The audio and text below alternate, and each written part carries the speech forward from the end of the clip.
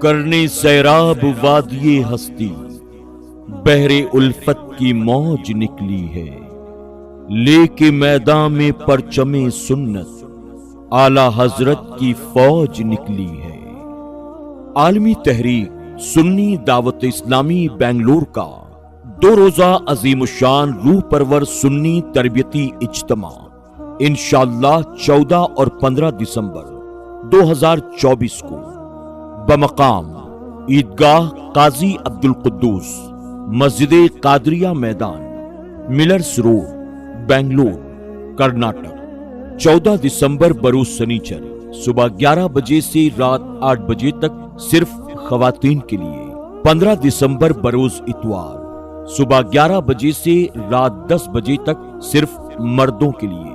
مہمان خصوصی عطائے حضور مفتی اعظم وقار اہل سنت حافظ و قاری مولانا محمد شاکر نوری صاحب قبلہ، امیر سنی دعوت اسلامی، محقق مسائل جدیدہ، سراج الفقہا حضرت علامہ مولانا مفتی محمد نظام الدین مصباحی صاحب قبلہ، صدر شعبہ افتاء الجامعۃ الاشرفیہ مبارک پور یوپی، عالمی شہرت یافتہ نعت خواں بلبل باغ مدینہ الحاج قاری محمد رضوان خان صاحب قبلہ، رکن شورا سنی دعوت اسلامی ممبئی، خطیب نوجوان آل رسول اولاد غوث اعظم حضرت مولانا سید امین القادری صاحب قبلہ، نگراں سنی دعوت اسلامی خاندیش اور دیگر علماء اہل سنت، مشائخ، سادات اکرام، ائمہ اور مبلغین تشریف لا رہے ہیں۔ اپنے دینی معلومات میں اضافے کے لیے، اللہ اور اس کے رسول صلی اللہ علیہ وسلم کی رضا کے لیے، اپنی دنیا اور آخرت کو سنوارنے کے لیے تمام برادران اہل سنت سے اس 2 روزہ عظیم الشان روح پرور سنی تربیتی اجتماع میں کثیر تعداد میں شرکت کے ساتھ اس کی دعوت کو خوب عام کرنے کی درخواست ہے۔ اجتماع لائیو آن SDI چینل۔ صلی اللہ تعالی علیہ وسلم۔ حضرت ابو امامہ رضی اللہ تعالی عنہ نے حضور صلی اللہ علیہ وسلم سے پوچھا، مل ایمانو یا رسول اللہ صلی اللہ تعالی علیہ وسلم، یا رسول اللہ صلی اللہ علیہ وسلم ایمان کیا ہے؟ ہماری عادتیں کیسی ہیں، ہماری زندگی کیسی ہے؟ عام طور پر آج کے مسلمانوں کے ذہن کے اندر ایک سوال کھٹک رہا ہے کہ غزہ سے لے کر کے دنیا کے مختلف ملکوں کے اندر مسلمان پریشان کیوں، جبکہ قرآن کہتا ہے وَأَنْتُمُ الْأَعْلَوْنَ إِن كُنْتُم مُؤْمِنِينَ، غالب تم ہی رہو گے اگر تم مومن ہو۔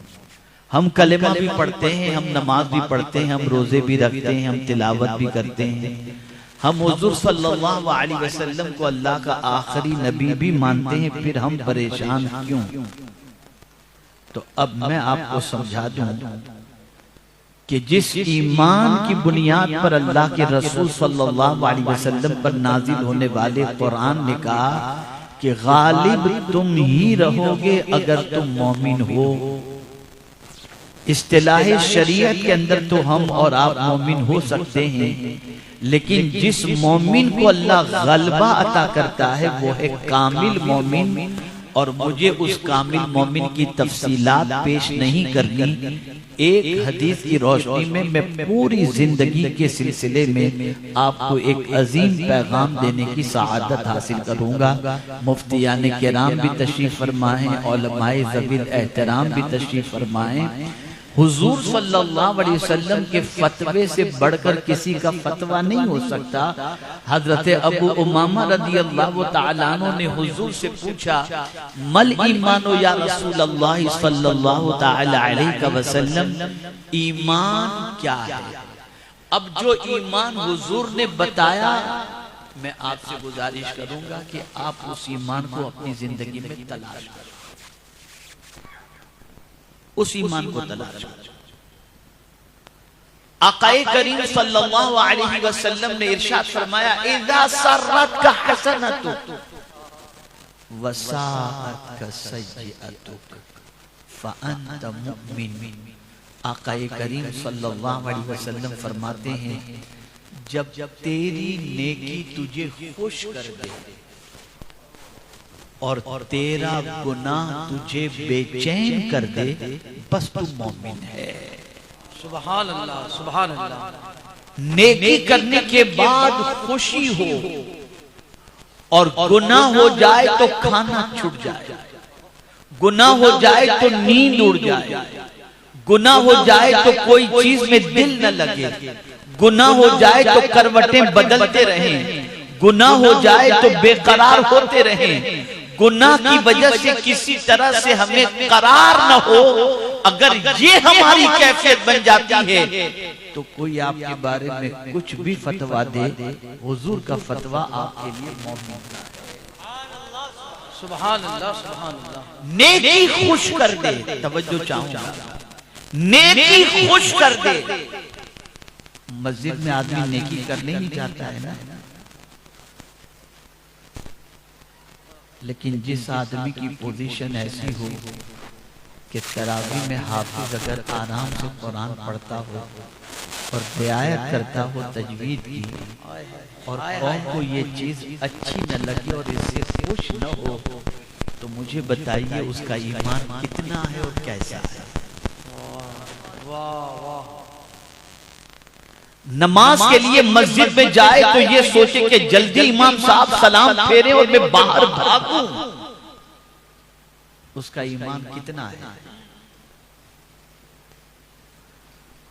آپ مجھے بتائیے، ہماری قوم کا مزاج تو نیکی کرنے میں شرم کا بن چکا ہے کہ اگر آج کے سرمایہ دار سے اور دنیاوی تعلیم یافتہ سے کہا جائے کہ بیٹھ کر کے پانی پیو، تو سرمایہ داروں کے سامنے بیٹھ کر پانی پینے میں وہ جھجک محسوس کرتا ہے کہ کہیں دنیا اسے بیکورڈ نہ کہے،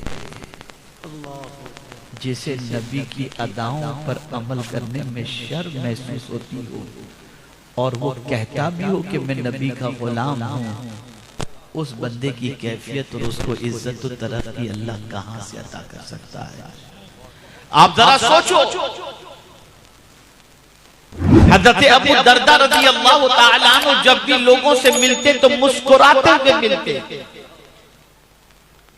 ان کی بیوی نے ایک روز کہا کہ آپ عجیب آدمی ہو، جس کسی سے ملتے ہو مسکراتے ہوئے ملتے ہو، ہنستے ہی رہتے ہو، آپ کہیں دنیا آپ کو بے وقوف نہ سمجھے۔ تو حضرت ابو دردہ نے جواب میں ارشاد فرمایا، میرے مسکراتے ہوئے ملنے پر دنیا مجھے کیا کہتی ہے، مجھے اس کی پرواہ نہیں، میں نے تو مدینے کے تاجدار کو جیسا دیکھا تھا ویسا کر رہا ہوں۔ سبحان اللہ، سبحان اللہ، سبحان۔ دنیا کی پرواہ چھوڑ دی تو نتیجہ یہ تھا کہ یہ جہاں چلے جاتے تھے کامیابیاں بڑھ کر کے ان کے قدموں کا بوسہ لیا کرتے تھے۔ مسلمانوں، ہم کیسے حضور کے ماننے والے ہیں کہ حضور ہی کی ادا پر عمل کرنے میں ہمیں شرم آتی ہے، ہم ڈرتے ہیں، ہم جھجکتے ہیں، ہم گھبراتے ہیں۔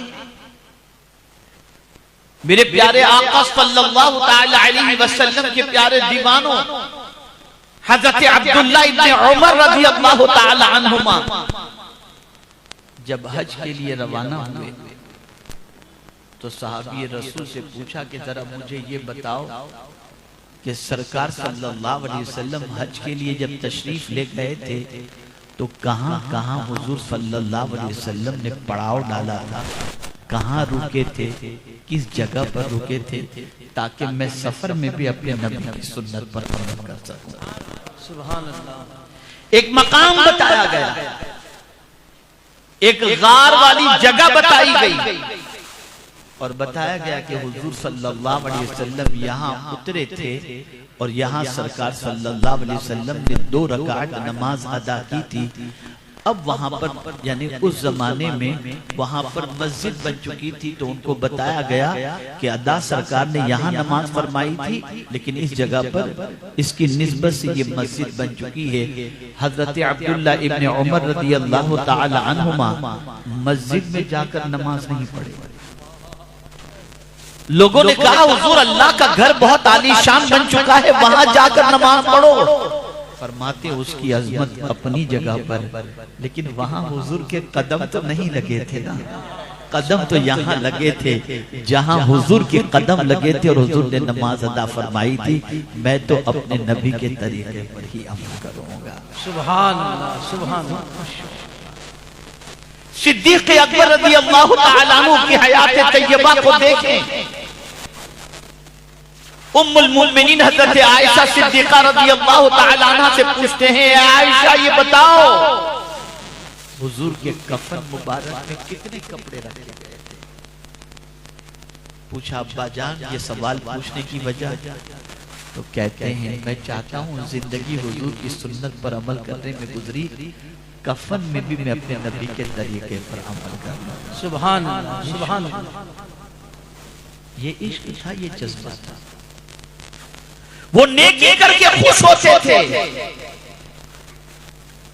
وہ سنت نبوی صلی اللہ علیہ وسلم پر عمل کر کے خوش ہوتے تھے۔ اور آج کا نوجوان ڈانس کر کے خوش ہو رہا ہے، پھٹی ہوئی جینس پہن کر کے خوش ہو رہا ہے، ہاتھوں کے اندر سنکلی اور جنجیر پہن کر کے خوش ہو رہا ہے۔ کیا ہو گیا اس قوم کو؟ کہاں جا رہی ہے ہماری قوم؟ میرے پیارے آقا صلی اللہ علیہ وسلم کے پیارے دیوانوں، اپنی تباہی کے ذمہ دار ہم خود ہیں۔ دنیا نے ہمیں تباہ نہیں کیا، ہم نے اپنے آپ کو خود تباہ کیا ہے۔ اور اگر ہم چاہتے ہیں کہ ہمارے حالات سنور جائیں تو قرآن کے فارمولے پر عمل کرو، ان اللہ لا یغیر ما بقوم حتی یغیر ما بانفسہم۔ جب تک کہ ہم خود چینج نہیں ہوں گے ہمارے حالات نہیں بدل سکتے، نہیں بدل سکتے، نہیں بدل سکتے۔ یا الہی ہر جگہ تیری عطا کا ساتھ ہو، یا الہی ہر جگہ تیری عطا کا ساتھ ہو، جب پڑے مشکل شہ مشکل کشا کا ساتھ ہو، جب پڑے مشکل شہ مشکل کشا کا ساتھ ہو، یا الہی بھول جاؤں نزع کی تکلیف کو، یا الہی بھول جاؤں نزع کی تکلیف کو، شادی دیدار حسن مصطفیٰ کا ساتھ ہو، شادی دیدار حسن مصطفیٰ کا ساتھ ہو، یا الہی گور تیرا کی جبائے سخت رات، یا الہی گور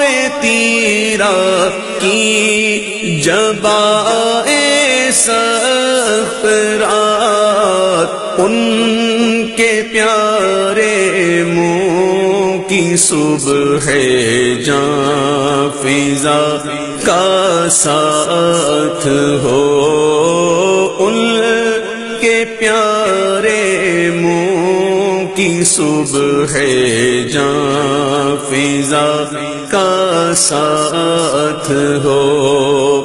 یا الہی جب زبانیں باہر آئے پیاس سے، یا الہی جب زبانیں باہر آئے پیاس سے، صاحب کوثر شہ جود و عطا کا ساتھ ہو. صاحب کوثر شہ جود و عطا کا ساتھ ہو. یا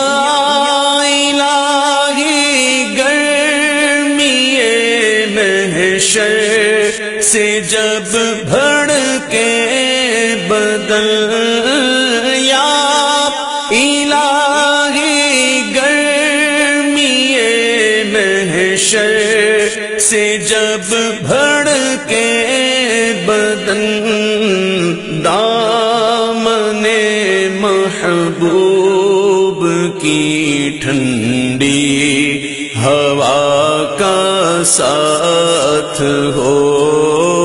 دامن محبوب کی ٹھنڈی ہوا کا ساتھ ہو. یا الہی نام اعمال جب کھلنے لگے،